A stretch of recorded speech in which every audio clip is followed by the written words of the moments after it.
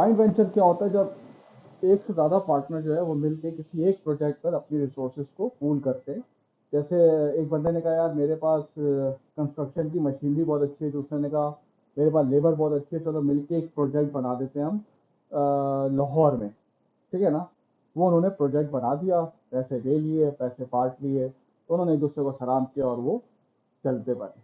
ठीक है ना। अब वो वहाँ पे उनका बिजनेस खत्म हो गया। अब अगर दोबारा वो करना चाहिए वो दोबारा भी कर सकते हैं।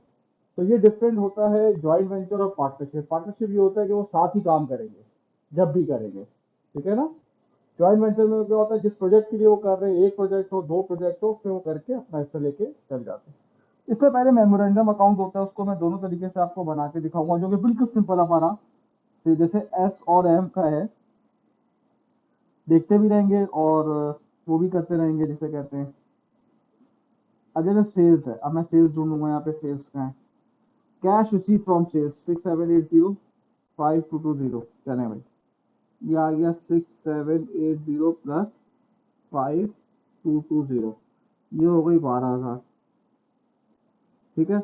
अब ओपनिंग इन्वेंट्री वगैरह कुछ नहीं है, डायरेक्ट परचेजेस मटेरियल सप्लाइड कितना है भाई, एस में 3400। ये मिलके हम मेमोरेंडम अकाउंट बना रहे हैं, जिसमें ये पता चलेगा कि कितना प्रॉफिट हुआ और प्रॉफिट कितना डिस्ट्रीब्यूट होगा दोनों बंदों को। ये आ रहा है आपका 6300, 5700 हो गया। ठीक है। ये तो आप लोगों के लिए बड़ा आसान ही होगा, आप सारे एक्सपेंसेस डाल दें। Wages paid 800 plus 1150 1950। ठीक है। वेयर हाउस कॉस्ट डाल दें भाई 315। फिर डिलीवरी कॉस्ट जो एम ने पे की है। ठीक है ना। कुछ खर्चे एम पे कर रहा है, कुछ खर्चे एस पे कर रहे हैं, और कुछ हम दोनों को पे कर रहे हैं खर्चे जो है 199। सेलिंग एक्सपेंस, सेलिंग एक्सपेंस देख लें भाई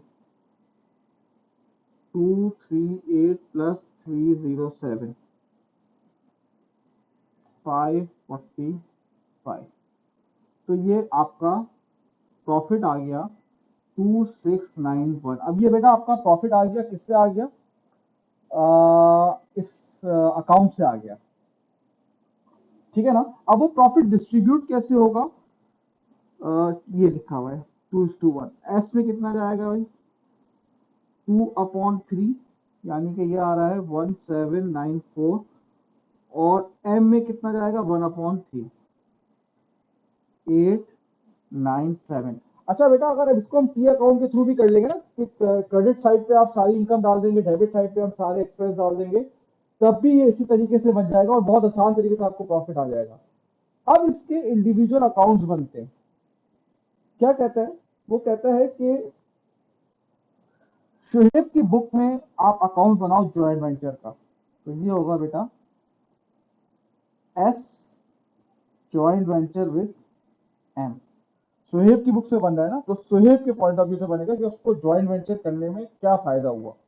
हमेशा वो इसके बाद ये बोलेगा, इसके बाद आप ये बताएंगे कि किसकी कितने पे अमाउंट निकलती है। मतलब कि भाई आपको पैसा पे करना है या पैसा रिसीव करना है, ये बताएगा। और एक और चीज, ये पार्ट ऑफ डबल एंट्री नहीं होते, इसको आप डबल एंट्री के पार्ट में नहीं करेगा, वो नेक्स्ट स्टेप आएगा, वो डबल एंट्री के पार्ट का होता है। उसमें से बताऊंगा कि क्या नाम है, कौन से में डबल एंट्री लगेगी, कौन से में लगेगी। इसमें सिंपल वही है।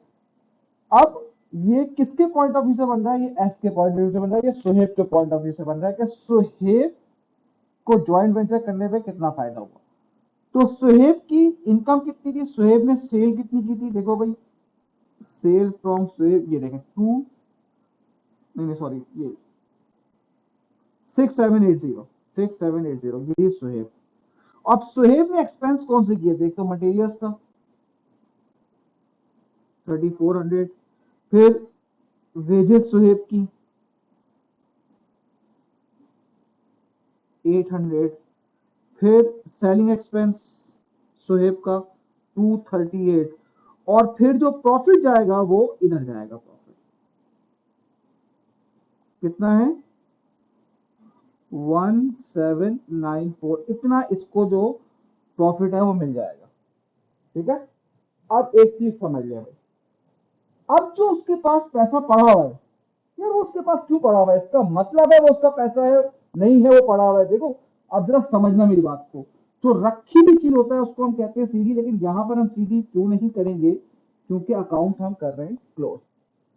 यहां पर सीडी पे आ रहा है, कितना आ रहा है, 548। अब ये इसका मतलब है उसको कैश पे करना है, किसको, मंसूर को, क्योंकि देखो उसने अपने पास प्रॉफिट, इसीलिए प्रॉफिट अक्सर कहते हैं कि वहां क्यों नहीं लिखा, इसीलिए लिखा है ताकि आपको पता चल जाए कितना पैसा उसके पास एक्स्ट्रा आया है, इतना पैसा उसको मिल चुका है।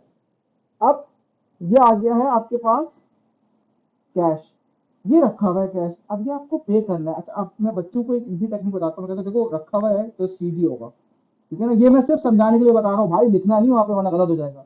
तो बीडी इधर आ जाएगा 548, ठीक है ना, इसका मतलब है क्रेडिट साइड पर आ रहा है, क्रेडिट साइड का मतलब है आपको पे करना है, आपकी लायबिलिटी है।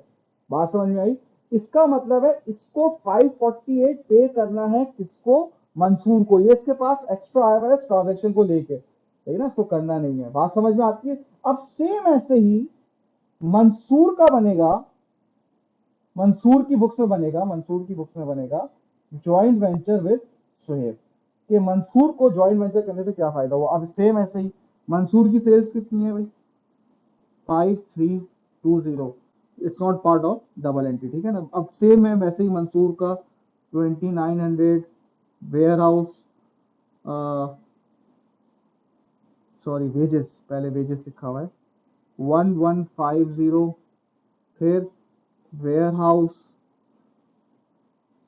अच्छा मंसूर ने वेयर हाउस नहीं किया है, एक सेकेंड, हाँ सॉरी वेयर हाउस है, एम ने वेयर हाउस का पे किया है 315, डिलीवरी का पे किया है उसने 199, और सेलिंग एक्सपेंस, सेलिंग एक्सपेंस उसने पे किया है 307।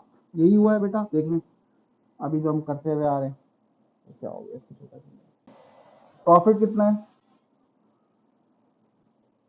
प्रॉफिट इसको कितना दे रहे हैं भाई, प्रॉफिट दे रहे हैं इसको 897। आप देखिए जब इसका आप रिमेनिंग निकालेंगे ना तो वो इधर आ रहा होगा, इसका मतलब क्या है, इसको कैश रिसीव करना है किससे, अब देखो सीडी यहां पर आ रहा है रिमेनिंग, तो बीडी डेबिट साइड पर जाएगा, इसका मतलब है इसको रिसीव करना है। और यही वो चीज बोल रहा होता है कि आपको ये इनके की अकाउंट बना के ये बताना है कि पैसा रिसीव करना है या पैसा पे करना है। तो देखें इसको पैसा पे करना है, उसको पैसा रिसीव करना है, और ये इक्वल अमाउंट ही आनी चाहिए, अदरवाइज कोई ना कोई सवाल में गलती है, ठीक है।